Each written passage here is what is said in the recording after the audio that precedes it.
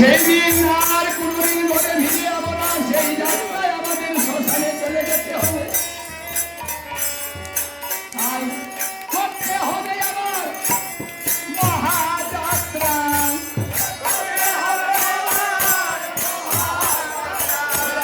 সেই দিনের বাকি নাই, আমার সেই দিনের বাকি নাই।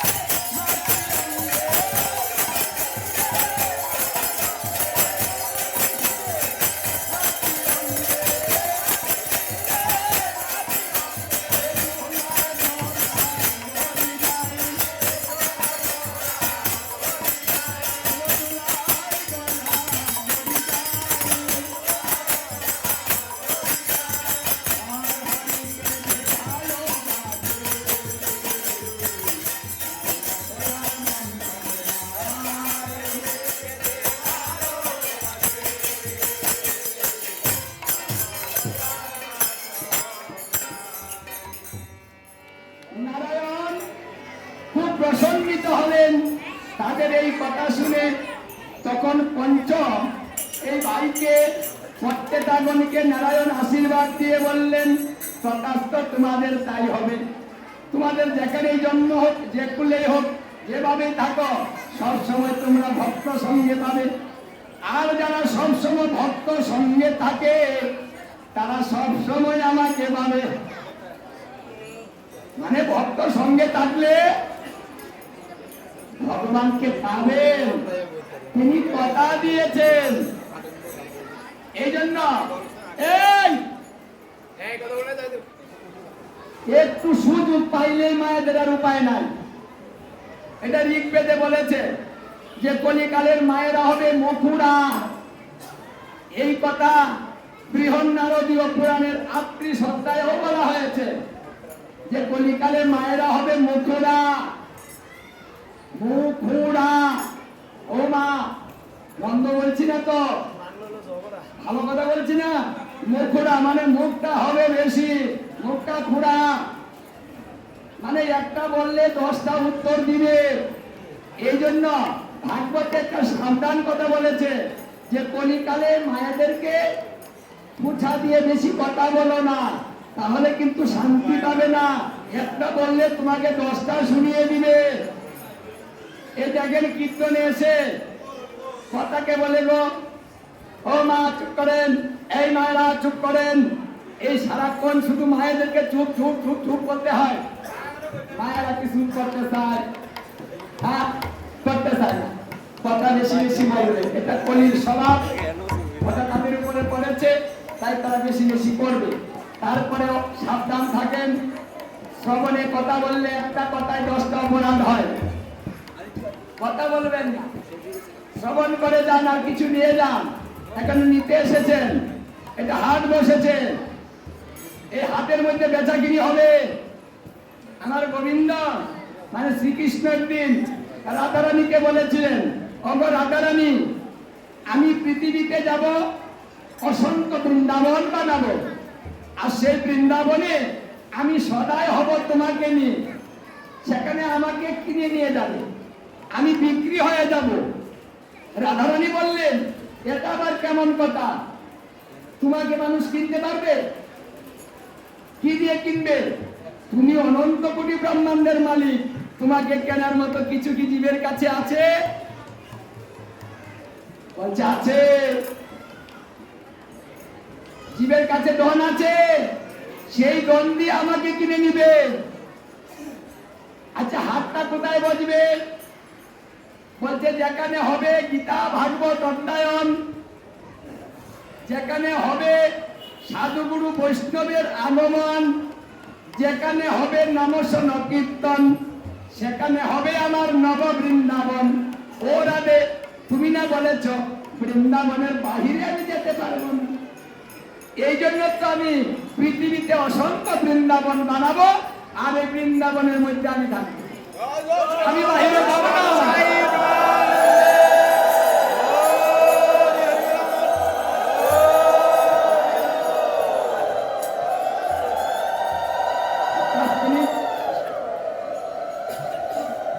তাহলে দেখুন, গোবিন্দ কথা দিয়েছেন কোথায় থাকবেন? বৃন্দাবনের ভিতরে থাকবেন, বাহিরে যাবেন না। তাহলে আপনাদের এই মতলবে এই জগন্নাথ মন্দিরে বৃন্দাবন হয়েছে। এখানে জগন্নাথ বলদেব সুভদ্রা তো আছেন, তারপরে শ্রীকৃষ্ণ রাধা সহ তার 5 সদ সহ এখানে এসেছে। কারণ তিনি কথা দিয়েছেন যেখানে এটা হবে সেখানে তিনি থাকবেন, আবার বেচাকিনি হয়ে যাবে। এখানে যারা এসেছেন তারা কি কৃষ্ণ কিনতে চান, রাধা কিনতে চান? যারা কিনবেন হাত তুলেন তো দেখি। রাধা কৃষ্ণ বিক্রি হবে, কে নিবেন হাত তুলেন। যারা হাত তুলবেন না তারা কিনতে পারবেন না। তাই যার হাত আছে, হাত নিয়ে এসেছেন, কিনতে এসেছেন, কিনে নিয়ে যান। সুযোগ বারবার পাবেন না, আজকে পেয়েছেন। এখন হাতটা নামান, নামান নামান। তাহলে কিনতে যদি এসে থাকেন, কথা বললে কিনতে পারবেন না। এই হাতের কিছু নিয়ম আছে। আপনি প্রত্যেকটা হাতের মধ্যে একটা নিয়ম কানুন থাকে। আমার গোবিন্দের হাতের মধ্যে নিয়ম আছে। এখানে সদাই হয়েছে গোবিন্দ, ক্রেতা হয়েছে ভক্তগণ। কি করে বিক্রি হবে? বলছে যারা ভাবের ঘরে থাকবে, ভাবের ঘরে যদি তারা 2 ফোঁটা নয়ন জল আমাকে দেয়, ও রাধারানী তোমাকে নিয়ে আমি সেই ভক্তের ঘরে চলে যাব। কি দিয়ে দিবে? কিছু দিতে হবে না, সদা করলে কিছু দিতে হয় না। হ্যাঁ, 2 ফোঁটা নয়ন জল, বেশি কিছু চাইনি। যা দিতে পারবেন না তা চাইনি, মাত্র 2 ফোঁটা নয়ন জল দিবেন, আর রাধা কৃষ্ণ কিনে নিয়ে বাড়ি যাবেন। এই জন্য এসেছেন এখানে। এটাই হলো পাতের সার্থকতা। কোন কালে গোবিন্দ কেউ কিনতে পারেনি, আর এবার গোবিন্দ কেনার ব্যবস্থা হয়েছে, সেটাও আমরা করতে পারি। তাহলে চুপ করে থাকবেন, গোবিন্দ নিয়ে যাবেন। প্রতিদিন বিক্রি হবে, প্রতিদিন তো সবাই নিতে পারবেন না। প্রতিদিন সকলের ভক্তের মন সমান থাকবে না, নয়ন জল ভক্তিভূত ভাবে আসবে না। তাই যারা আসবে সেই নিয়ে যাবে। আর একবারে যদি রাধা কৃষ্ণ আমরা কিনতে পারি, তাহলে আমাদের কি হবে? বলছে অনন্তপুরী ব্রহ্মাণ্ডের মধ্যে যা আছে তোমার তা। কারণ আমাকে যে নিয়ে যায় সে কৃষ্ণ ধনের ধনী হয়ে যায়। কৃষ্ণ ধনের ধনী যদি কেউ হতে পারে আর কোন ধনের প্রয়োজন হয় না। আমরা সেই মন নিয়ে এসেছি। হরে কৃষ্ণ। তাই আজকে এইটুক শিখেছেন যে ভক্ত সঙ্গের মহিমা। বাড়িতে কাউকে রাখবেন না, হাতিয়ে হাতিয়ে নিয়ে আসুন, সুযোগটা গ্রহণ করান। সবাই মিলেমিশে থাকবেন, ভক্ত সঙ্গ করবেন, আর দান দক্ষিণা সাধ্য মতো করে যাবেন, সুযোগটা হারাবেন না। এই কথা রেখে এখানে বিশ্রাম দিয়ে দিচ্ছি। জয় জয় রাধা কৃষ্ণ।